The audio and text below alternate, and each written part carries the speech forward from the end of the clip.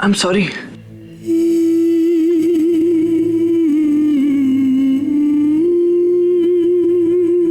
कुछ कहने की कोई जरूरत नहीं है, गलती मेरी थी। कुछ पल के लिए मैं अपना वादा भूल गया था। I am really sorry. कैसे मेरी जुबान पर वो नाम आया? पंकज जी को तो इस बात का एहसास तक नहीं। उन्हें लगता है कि गलती उनसे हो गई।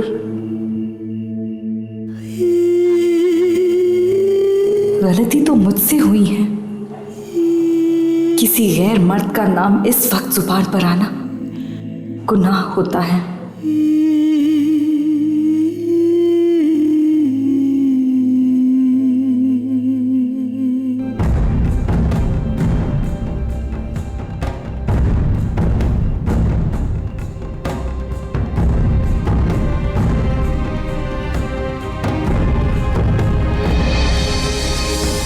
और रहा सवाल शारीरिक संबंध का, तो इस बात पर मैं तुम पे कभी दबाव नहीं डालूंगा।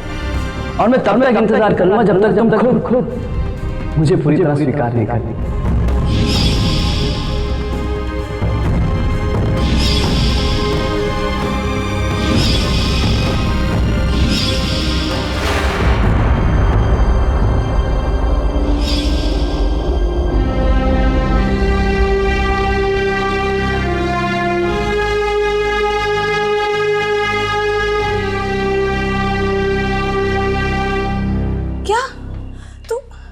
तुझे क्या हो गया ज्योति? भूल कर भी तू ऐसा कैसे कर सकती है? मैं खुद समझ नहीं पा रही हूँ कल्पना। पता नहीं क्या हो गया था मुझे। प्लीज ज्योति, तुझे भूलना होगा सब कुछ।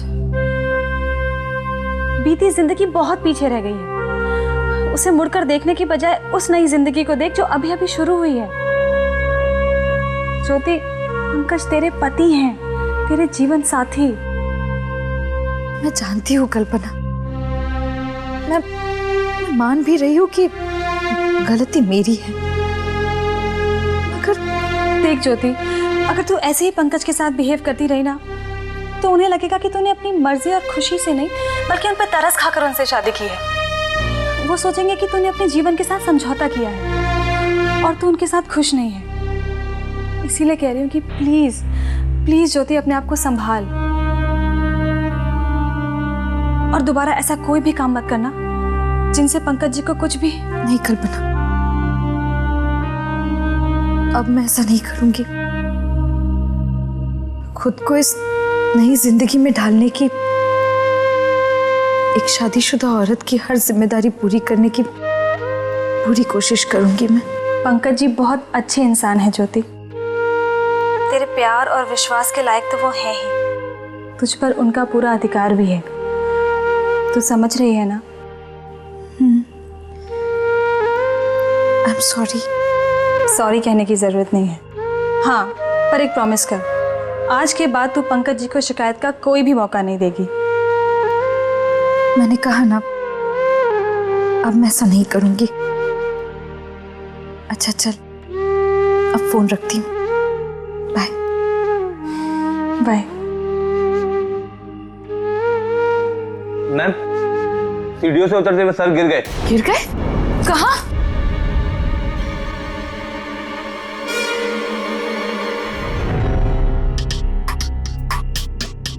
पंकज जी, अकेले रूम के बाहर निकल आने की क्या जरूरत थी? मुझे आवाज दी होती ना। लीजिए प्लीज, जरा हल्दी का पेस्ट लेकर आइए ना रूम में।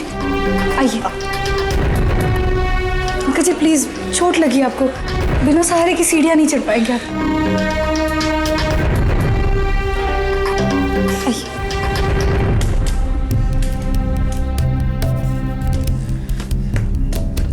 आइए।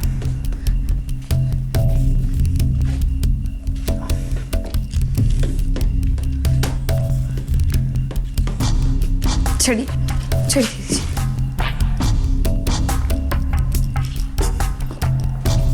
यहाँ से।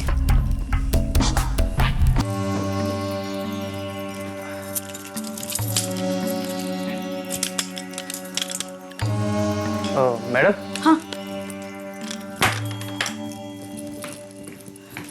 Thank you. कहाँ चोट लगी?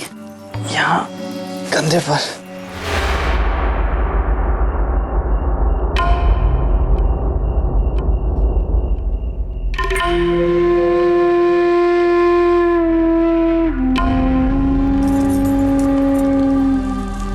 देखो तो,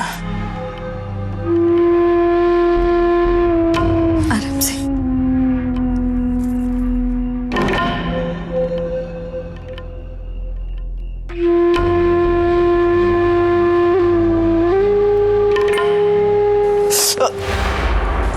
ये क्या लगा रही हो?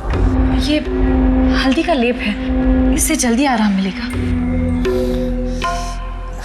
याद आया, बचपन में जब मुझे चोट लगती थी ना, तब छोटी माँ भी मुझे यही हल्दी का लेप लगाया करती थी। छोटी माँ से बहुत लगाव है ना आपको? यू नो ज्योति, बहुत इंटेलिजेंट है वो। बिजनेस के साथ साथ घर की भी हर छोटी बड़ी बात की नॉलेज रखती है। जितनी स्ट्रांग दिखती है ना, उतनी ही सुलझी हुई भी है। जिंदगी के हर इंपॉर्टेंट पहलू के बारे में उन्होंने ही बताया मुझे। इतनी बड़ी कमी होने के बाद भी जो मैं ये इंडिपेंडेंट और नॉर्मल लाइफ जी रहा हूं ना, ये उन्हीं की बदौलत है। उन्होंने सिर्फ एक माँ बनकर ही नहीं, एक गुरु, एक गाइड बनकर हर मोड़ पे मेरा साथ दिया है, मुझे रास्ता दिखाया।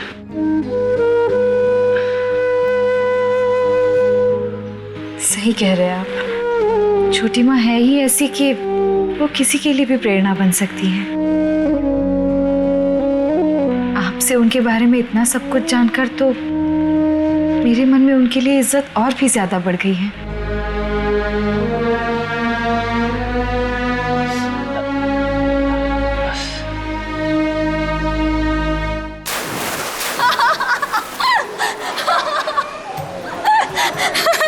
क्या बात है, बहुत हंसी आ रही है तुम्हें। हंसू नहीं तो और क्या करूं। अब जिस तरह अपने एक एक फैमिली मेंबर के बारे में बता रहे हैं, किसी मजेदार किस्से से कम नहीं लग रहा। ओह, तो तुम्हें मेरी बातें मजेदार किससे लग रही हैं? चलो, मेरी फैमिली गाथा तो तुम कल रात से सुन रही हो, कुछ अपनी भी तो कहो, अपनी फैमिली के बारे में। पिछले दिनों जो कुछ भी हुआ तुम्हारे और तुम्हारे परिवार के बीच, पता है मुझे। लेकिन ज्योति, उस कड़वाहट के अलावा कुछ प्यारी मीठी यादें भी तो हों। क्या तुम उन बातों को मुझसे शेयर करना चाहोगे? तुम्हारे साथ जो भी किया उन्होंने, वो सब जानने के बाद सच कहूं तो हमारी फैमिली पे बहुत गुस्सा आया मुझे। लेकिन जब मैं उन सबसे शादी में मिला तो मैंने अपनी राय बदल दी। सभी बहुत अच्छे, बहुत सिंपल लगे मुझे, और खास करके तुम्हारे पापा बहुत ही शांत, बहुत ही समझदार। उनके साथ कुछ ज्यादा वक्त बिताने का मौका तो नहीं मिला मुझे, लेकिन जितना भी जान पाया, इतना तो जरूर जानता हूं कि लाइफ का बहुत तजुर्बा है उन्हें। हाँ, छोटी माँ की तरह वो भी बहुत इंटेलिजेंट है। अगर वो एक्सीडेंट ना हुआ होता तो आज ऑफिस में अपने डिपार्टमेंट के हेड होते वो। रिश्तों की यही तो खूबसूरती है ज्योति। तुम्हारे और पापा के बीच चाहे कितनी भी टेंशन रही हो, लेकिन तुम्हारा प्यार तो कम नहीं हुआ। और संदीप, वो भी तो तुम्हारा लाडला है, राइट? हाँ, एक ही तो भाई है मेरा। और आप जानते हैं, अपनी गलती का पछतावा होने के बाद अपने आप को पूरी तरह से बदल डाला संदीप ने। अब तो वो नौकरी भी करता है। अच्छा, अपनी जिम्मेदारियां निभाने के लिए बिल्कुल एक लायक बेटी की तरह अपने पापा की मदद कर रहा है वो। पिछले कुछ दिनों में बस यही एक बात हुई जिससे वाकई मुझे बहुत खुशी है।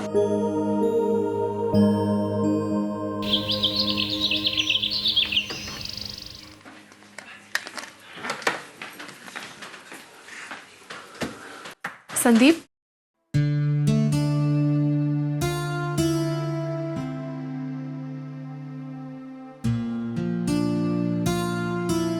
वो एक्चुअली मुझे ये लेटर कुरियर करना है।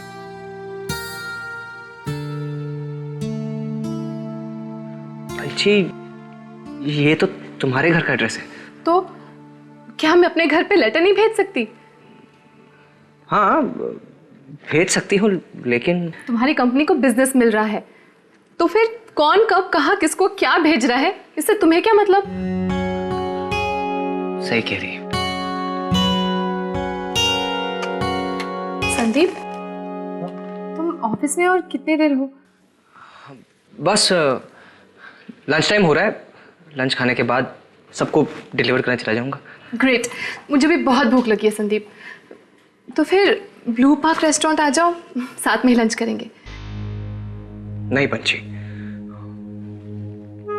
एक मामूली सी नौकरी करने वाला आदमी इतने महंगे रेस्टोरेंट में खाना नहीं खा सकता। नो प्रॉब्लम, तो फिर मैं आज वही लंच कर लूंगी जहां मामूली से नौकरी करने वाले जाते हैं। चलो। ठीक है, चलो।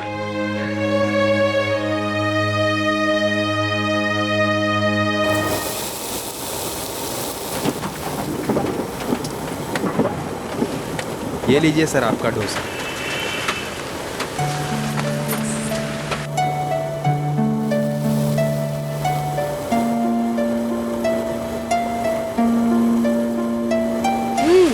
वाओ, ये तो ब्लू पाव के खाने से भी अच्छा है। सच, तुम्हें खाना पसंद आया? अरे ये तो बहुत यमी है, तुम खा के तो देखो।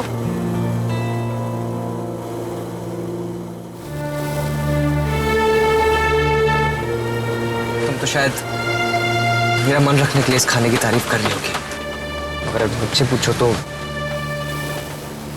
जब से मैंने कमाना शुरू किया ना पंची, तो अपनी कमाई की हर एक खरीद, चाहे वो डोसा हो या भजिया, उसमें जो स्वाद आता है ना, वो किसी 5 स्टार होटल के खाने में भी नहीं आता। ये बात तो सही है संदीप, अपनी मेहनत की कमाई की बात कुछ और ही होती है।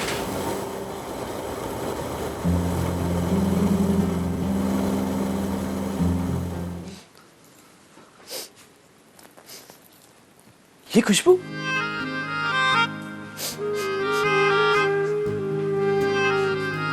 ये तो साबूदाना की खिचड़ी है। ये यहाँ कहाँ से आई? मैंने खुद किचन में जाकर अपने हाथों से बनाई है। अरे, ये तो मेरी फेवरेट है। मजा आ गया। जानती थी आपको जरूर पसंद आएगी।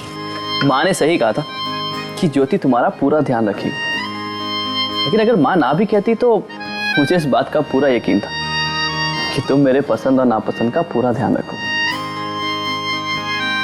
मजे की बात बताऊं, ऑफिस के कामों में बिजी रहने के बावजूद छोटी माँ हर काम याद रखती थी, सिर्फ एक साबूदाने की खिचड़ी भूल जाती थी। मेरा जब भी खाने का मन करता तो मीनल बड़े प्यार से मेरे लिए बना के लेके आती। बहन हो तो ऐसी, वेरी लविंग, वेरी केयरिंग।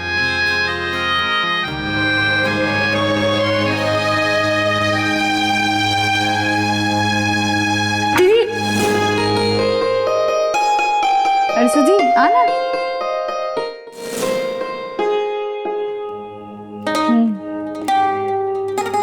बहनें होती ही ऐसी हैं, बहुत प्यारी, बिल्कुल मेरी सुधा की तरह।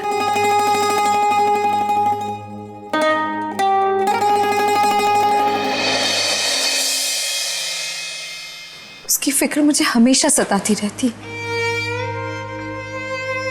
अपनी दीदी के बिना वो क्या करती होगी, कैसे रहती होगी।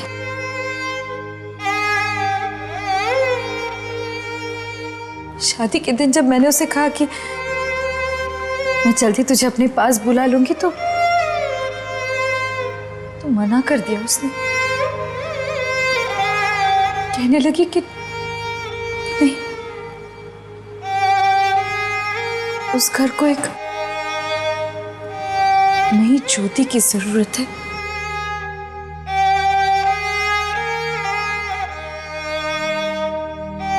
वो सुधा जो अपनों के सामने आने से इतनी डरती थी, आज घर की सारी जिम्मेदारियां उसके नाजुक कंधों पर आ गई हैं।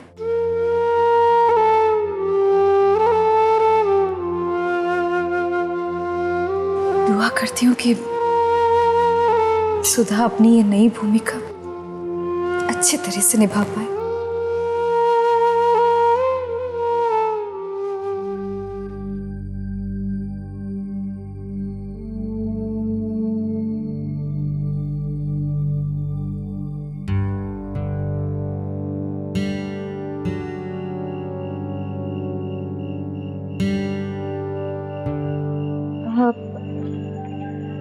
भैया ये लौकी कैसे दिया? 16 रुपए किलो। गोभी? 18 रुपए किलो।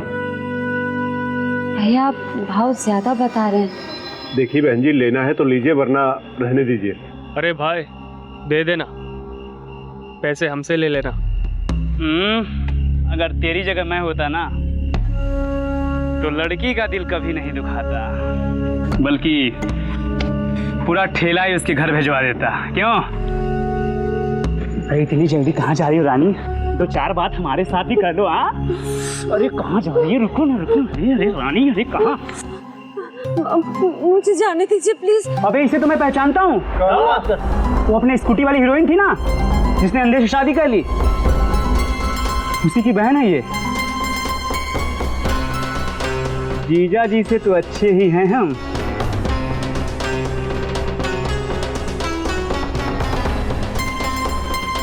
मेरी आंखें भी हैं, देख लो।